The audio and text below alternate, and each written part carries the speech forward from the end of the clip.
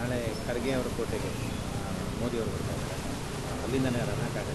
ನಾಳೆ 3 ಗಂಟೆಗೆ ಚುನಾವಣಾ ಆಯೋಗ ಒಂದು ಪ್ರಜಾಪ್ರಭುತ್ವದಲ್ಲಿ ಅವ್ರ ಕೋಟೆ ಇವ್ರ ಕೋಟೆ ಅಂತ ಇರಲ್ಲ.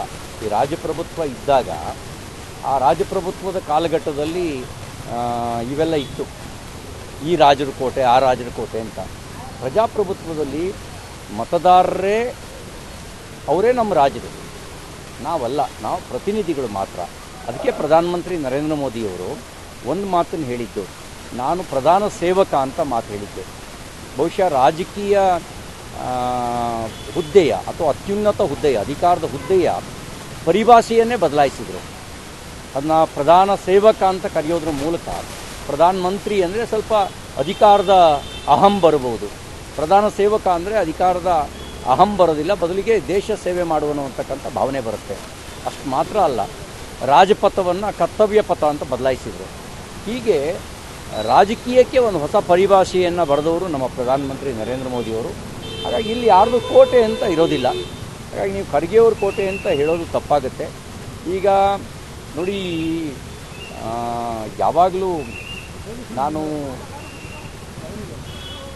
ಆಗಾಗ ಬೆಳಗ್ಗೆ ವಾಕ್ ಮಾಡಬೇಕಾದ್ರೆ ಕೆಲವೊಮ್ಮೆ ಆಧ್ಯಾತ್ಮದ ನುಡಿಗಳನ್ನು ಕೇಳ್ತಾ ಇರ್ತೀನಿ. ಬುದ್ಧನ ನುಡಿಗಳನ್ನು, ಸಿದ್ದೇಶ್ವರ ಸ್ವಾಮೀಜಿಯವರ ಮಾತುಗಳನ್ನು, ಹೀಗೆ ಹಲವಾರು ಮಾತನ್ನು ಕೇಳ್ತಾ ಇರ್ತೀನಿ.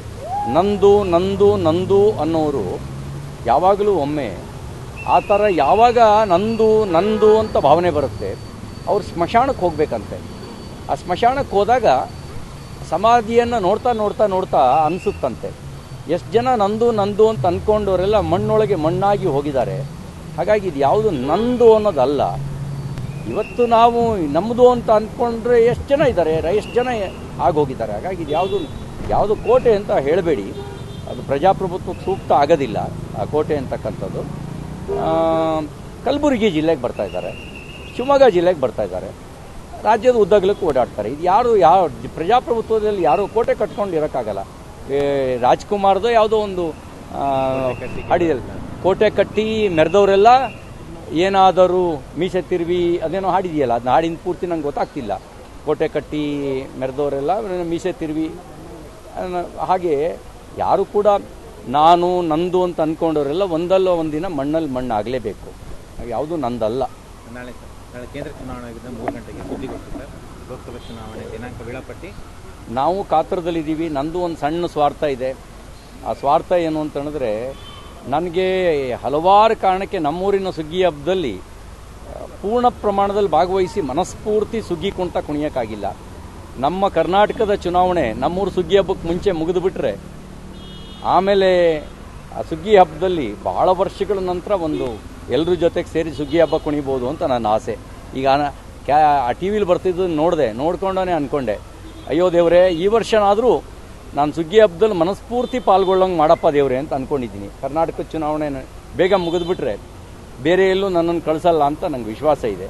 ಹಾಗಾಗಿ ಹಬ್ಬದಲ್ಲಿ ಆನಂದವಾಗಿ ಪಾಲ್ಗೊಳ್ತೀನಿ. ಚುನಾವಣಾ ಆಯೋಗ ಬಹುಶಃ 7-8 ಹಂತಗಳಲ್ಲಿ ಚುನಾವಣೆ ನಡೀಬೋದು. ಕಳೆದ ಸಾರಿ ಚುನಾವಣೆ, ಲೋಕಸಭಾ ಚುನಾವಣೆ ನಡೆದಾಗ 7 ಹಂತಗಳಲ್ಲಿ ಚುನಾವಣೆ ನಡೆದಿತ್ತು. ಈ ಬಾರಿ 7-8 ಹಂತಗಳಲ್ಲಿ ಚುನಾವಣೆ ನಡೀಬೋದು. ಕಾಕತಾಳೀಯ ಕಳೆದ ಅವಧಿಯ ಚುನಾವಣಾ ಘೋಷಣೆ ಆಗಿದ್ದು ಕೂಡ ಮಾರ್ಚ್ 16ನೇ ತಾರೀಕು. ಈ ಸಾರಿಯ ಚುನಾವಣೆ ಘೋಷಣೆಯೂ ಕೂಡ ಮಾರ್ಚ್ 16ನೇ ತಾರೀಕಿಗೆ ಆಗ್ತಾ ಇದೆ. ನೋಡೋಣ. ಜನಾಭಿಪ್ರಾಯ ಭಾಜಪದ ಪರವಾಗಿರೋದು ಮೇಲ್ನೋಟಕ್ಕೆ ಕಂಡು ಬರ್ತಾ ಇದೆ.